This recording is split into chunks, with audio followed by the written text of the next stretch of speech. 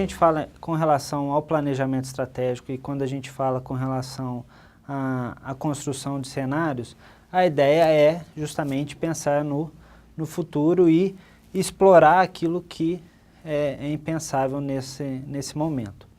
Para isso, é importante que a gente analise algumas situações que poderão impactar no futuro, que são elas a parte econômica, a parte política, a parte legal, social, cultural, ecológica e tecnológica. Peter Drucker ele já comentava com relação ao planejamento estratégico que a melhor maneira de prever o futuro é criá-lo. Com relação ao planejamento estratégico, é importante que a gente comece a pensar agora, tá? Com relação ao que faremos no futuro, baseado no que foi falado por Peter Drucker, que a melhor maneira de prever o futuro é criá-lo. Dessa forma, para criá-los, a gente precisa de métodos, de ferramentas para começar a pensar com relação ao futuro. Na videoaula passada, falamos um pouquinho com relação à análise SWOT, que também auxilia nessa elaboração do planejamento estratégico. Muitas dessas ferramentas e técnicas que utilizaremos, elas podem ser trabalhadas em conjunto. A análise SWOT, a construção de cenários e as demais que veremos, todas elas podem ser trabalhadas em conjunto. Na construção de cenários, a ideia é que nós possamos construir cenários que tentem retratar possíveis situações futuras da organização e do ambiente em que ela se encontra. Tá? A ideia é tentarmos enxergar como será a nossa empresa no futuro, tá? O que a gente espera e o que a gente gostaria e quais são os cenários que podemos se deparar com eles e contribuir para o sucesso do planejamento estratégico. Essa é a ideia da construção de cenário, que ele contribua para o planejamento estratégico e avaliar o ambiente interno e externo da organização. Com relação à construção de cenários, ele auxilia as organizações a se prepararem para possíveis eventualidades, algumas coisas que podem acontecer tanto internamente como externamente à sua organização, tornando-as mais flexíveis e inovadoras. A criação de cenários propicia reflexão e ensaios acerca de diferentes futuros possíveis, evitando que a organização se acomode. Essa é justamente a ideia da construção de cenários, que ela comece a perceber um pouquinho do que ela pode se deparar e ela comece a se mexer, a não se acomodar, não ficar numa situação parada, ela começa a trabalhar para melhoria e estimula o pensamento estratégico. A ideia da construção de cenário é você realmente pensar no futuro, ver quais são as possibilidades e auxilia nessa superação de limitações. Porque você passa a identificar algumas possíveis situações que você tem hoje que podem afetar mais adiante, favorecendo a investigação de novas possibilidades antes não consideradas. Então, você começa também a identificar possíveis situações que podem afetar o seu planejamento estratégico, a empresa atingir aquela visão que ela tinha pensado inicialmente, que você não tinha considerado antes, e você começa a trabalhar em cima disso. Na construção de cenários,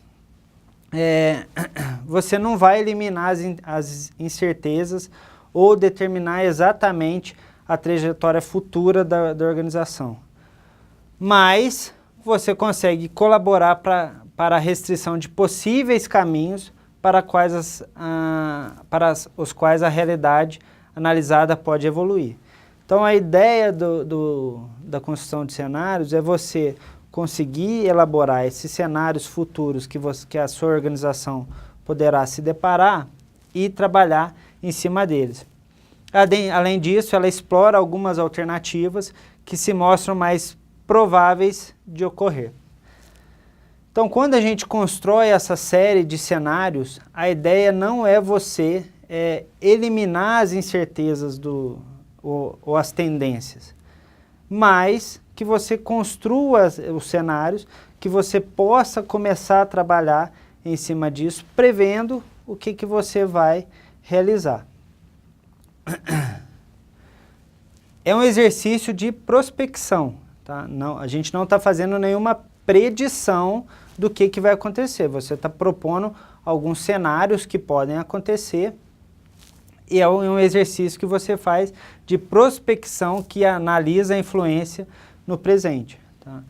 De futuros alternativos e os impactos no futuro de decisões atuais de atuação. Então a gente vai analisar, nós analisaremos a situação atual e verificar quais são os possíveis cenários que podem, que a gente pode se deparar, levando em consideração algumas hipóteses, algumas suposições e algumas conjecturas no nosso cenário. A construção de cenários são 10 etapas que nós fazemos para a construção dos cenários. Essa construção de cenários, ela não vai eliminar as incertezas, tá? Nem as tendências, mas vai te possibilitar enxergar os cenários que vocês poderão se deparar. Quais são as etapas que nós utilizaremos para a construção de cenários?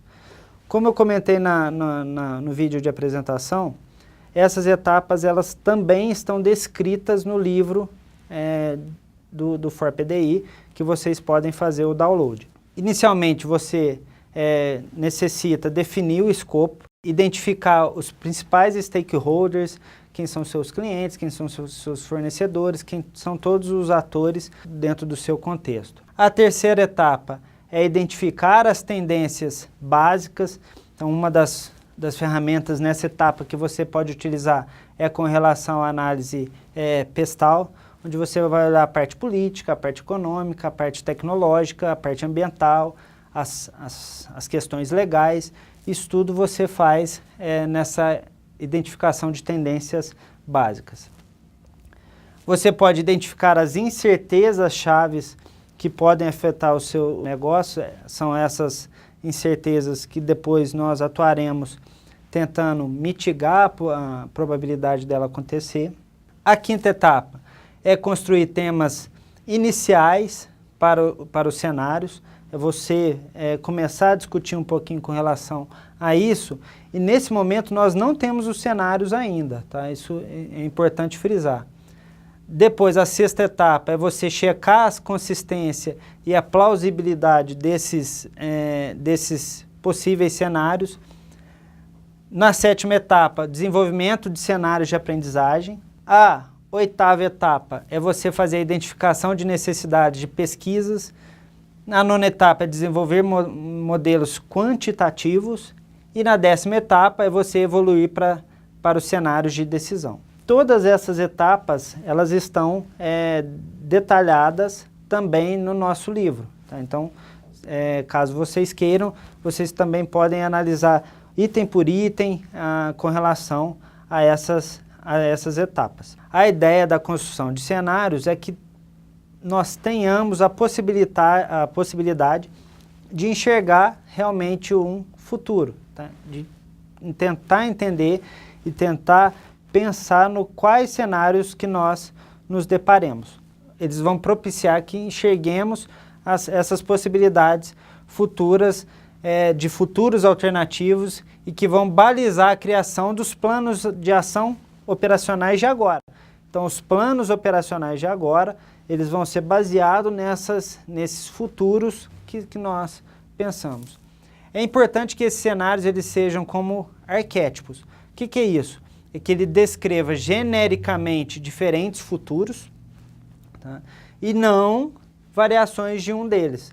Não você ter um cenário com várias variações, mas que você tenha vários cenários que você possa atuar. Ademais, é preciso que conste em cada um deles um equilíbrio ou um estado na qual o sistema poderia existir em prol de algum período de tempo. É importante frisar que a construção de cenários ela não elimina as incertezas no processo, nem as tendências que temos, mas ela organiza as ideias, ela reduz em um número administrável os cenários que podem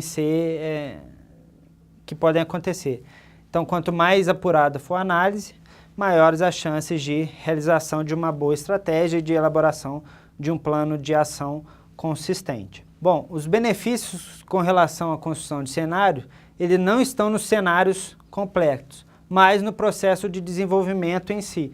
Todo esse processo, aquelas 10 etapas com relação à construção de cenário, ela é importante e, além disso, todos passam a falar a mesma língua em prol de em prol do planejamento estratégico, em prol de atingir a visão que a empresa planejou. Essas foram algumas referências que utilizamos para essa videoaula. No livro também temos outras referências relacionadas à construção de cenários e, caso tenha alguma dúvida, vocês podem me contactar ou por telefone, ou por e-mail, ou através do meu endereço.